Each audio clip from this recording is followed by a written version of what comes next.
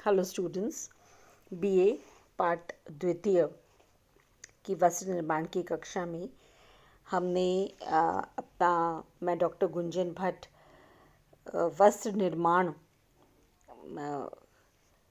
का जो टॉपिक है उसको आगे बढ़ाती हूँ।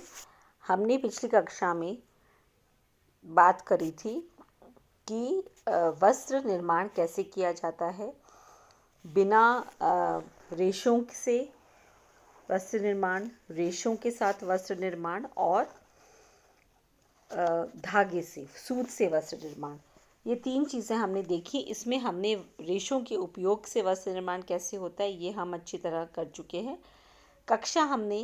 आज हम यहाँ से आरंभ करेंगे कि सूत के धागे द्वारा वस्त्र निर्माण किस प्रकार होता है। सूत या धागे से जो वस्त्र निर्माण होता है उसमें जो कैटेगरीज है उसमें गूंथ के करते हैं, जब 2 या 3 धागों को आपस में गूंथा जाता है। निटिंग विधि से वस्त्र बनाया जाता है। एक विधि का नाम है फेल्टिंग, एक विधि का नाम है जाली या लेस द्वारा वस्त्र बनाना, और फिर है बुनाई द्वारा वस्त्र बनाना।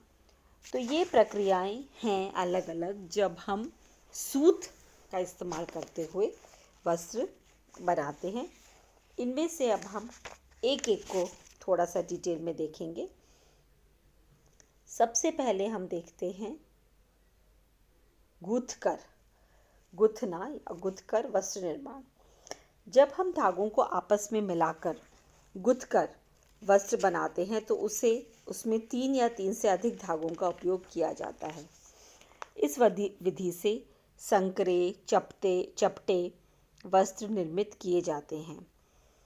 इसे प्लेटिंग भी कहते हैं। इस प्रकार जो वस्त्र निर्मित होते हैं वो मजबूत होते हैं, लचीले होते हैं, आकर्षक होते हैं, और धागों को एक दूसरे में गुंथकर या फिर क्रिस क्रॉस विधि से इसमें जोड़ा जाता है। इसका जो एग्जाम्पल है वो है रिबन, टेप, रस्सी या फिर जूते की लेस। ये एक ऐसा आर्टिकल है जो आप सब लोगों ने इस्तेमाल किया है जब जूते पहने। तो जूते की लेस को यदि आप देखेंगे तो ये ब्रेडिंग विधि से बनाई जाती है। तो इसमें आप देखेंगे ऐसा लगता है जैसे धागे क्रिस क्रॉस करके बनाए गए हैं। तो ये गूंथना विधि से बनाए जाते हैं। दूसरी है निटिंग द्वारा वस्त्र निर्माण करना। अब निटिंग विधि जो है ये भी अनेक प्रकार के वस्त्र बनाए जाते हैं। इससे भी यह भी एक बहुत ही प्रचलित कला है और गृहिणियाँ इससे बहुत घर घर में ये यूज़ होती है। इससे जर्सी, स्वेटर, मोज़े, टोपी आदि बुने जाते हैं। निटिंग हाथ से भी की जा सकती है अथवा मशीन से भी। इसमें एक ही धागे का उपयोग होता है जिससे सिलाइयाँ अथवा सुई की सहायता से सूतों को फंदों में फंसाया जाता है।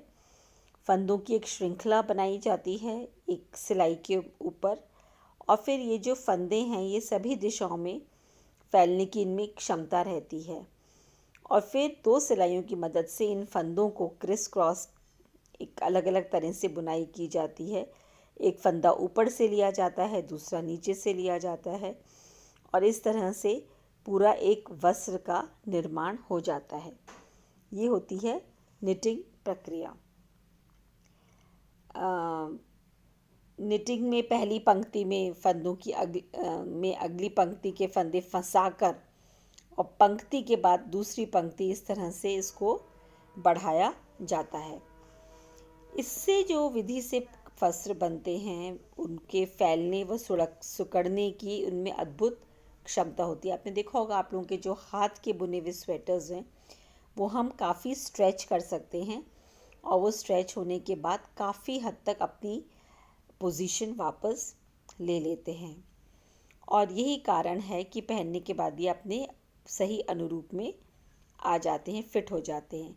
निटेड वस्त्र, अब सॉक्स को ही आप देख लीजिए, सॉक्स बिल्कुल टाइट पैर में हमारे फिट हो जाते हैं। तो निटेड वस्त्र की जो बनावट होती है वो वायु रोधी विशेषता होने के कारण उसमें वो गर्म कपड़े हो जाते हैं, वो हमारे शरीर की गर्मी को बाहर नहीं निकलने देती, जिससे कि हम ऐसे कपड़ों को सर्दियों में पहन सकते हैं और वो हमारे लिए कंफर्टेबल होते हैं। अब देखते हैं कि फेल्टिंग। अब एक प्रक्रिया होती है आगे जिसको कि हम ये कहते हैं कि फेल्टिंग।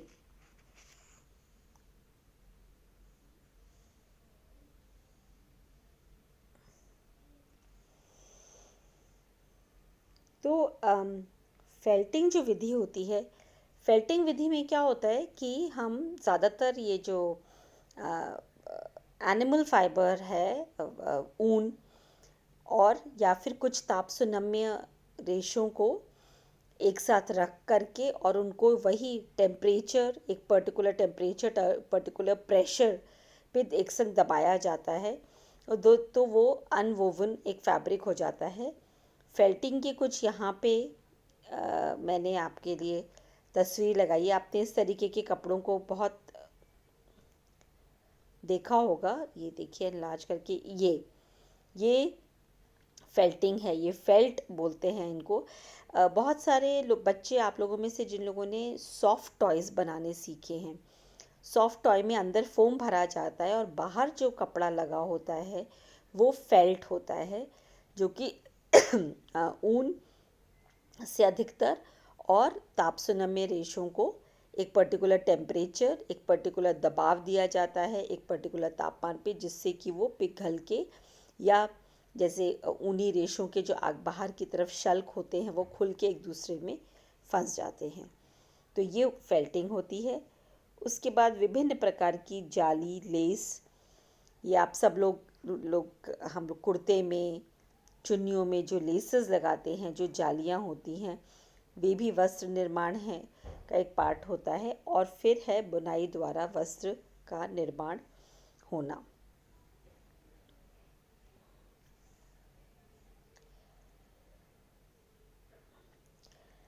अब हम देखते हैं कि बुनाई द्वारा वस्त्र निर्माण कैसे होता है। वस्त्र बुनाई की वह विधि है जिसमें ताना एवं बाना नामक दो भिन्न तथा परस्पर लंबवत धागे का समूह को आपस में गूंथ कर वस्त्र बनाया जाता है। यानी कि कुछ धागे कुछ धागे इस तरह से होते हैं और कुछ उसके लंबवत यानी कि परपेंडिकुलर इस पोजीशन में धागे होते हैं। तो हमें और होता क्या है, ये जो धागे ऐसे होते हैं वो एक धागे के ऊपर से, एक के नीचे से, एक के ऊपर से और एक इस तरीके से निकलते हैं। फिर पहली बार जिसके ऊपर से निकले थे अगली बार उसके नीचे से, फिर ऊपर से, फिर नीचे से, इस तरह से ये निकलते हैं और आपस में इंटरलेसिंग हो जाती है। बिल्कुल वही प्रक्रिया है जैसे आपने बास्केट्स देखे होंगे, डलियाएँ।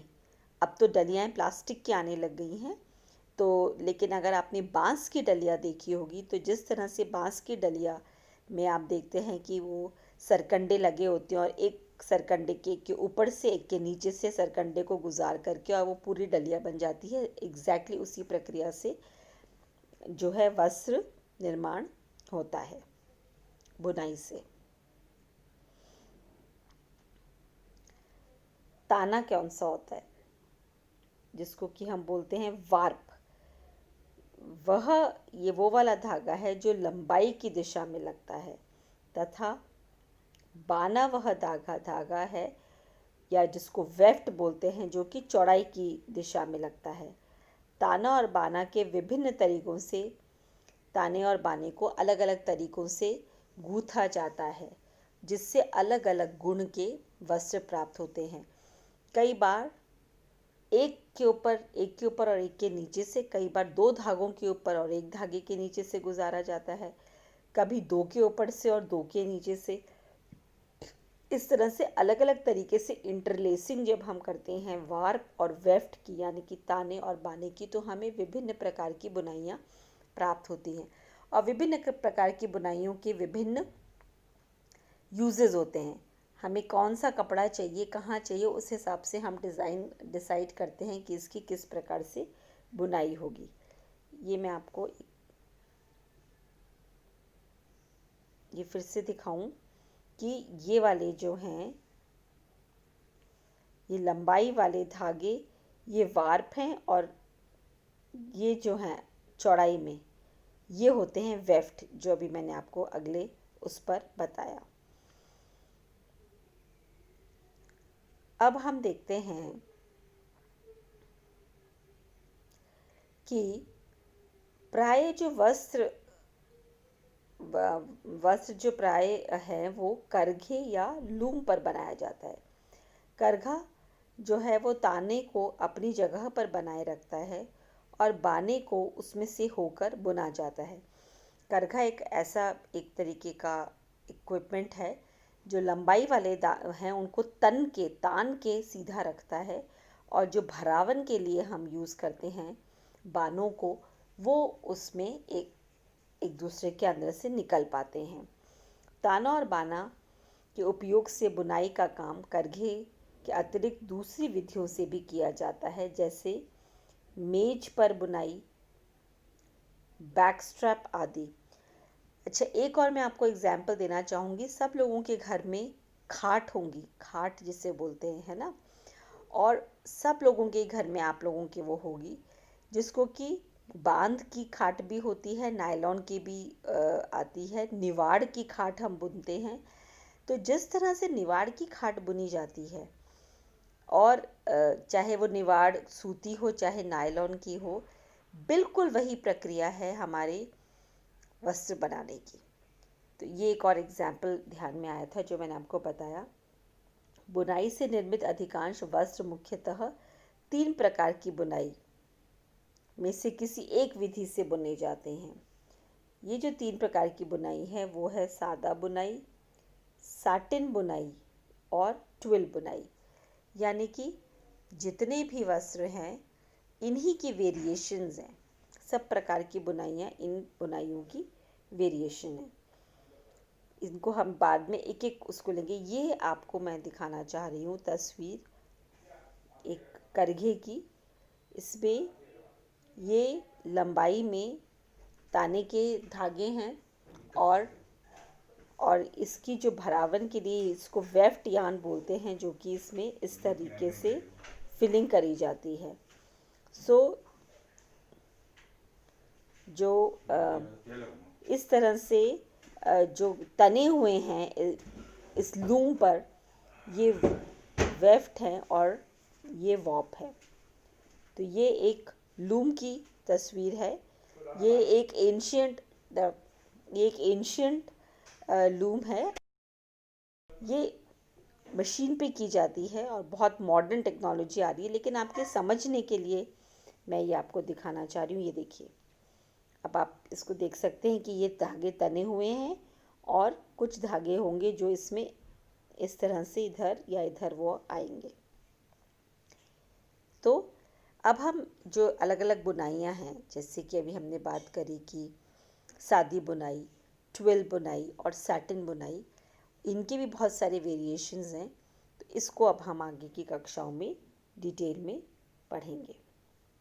धन्यवाद।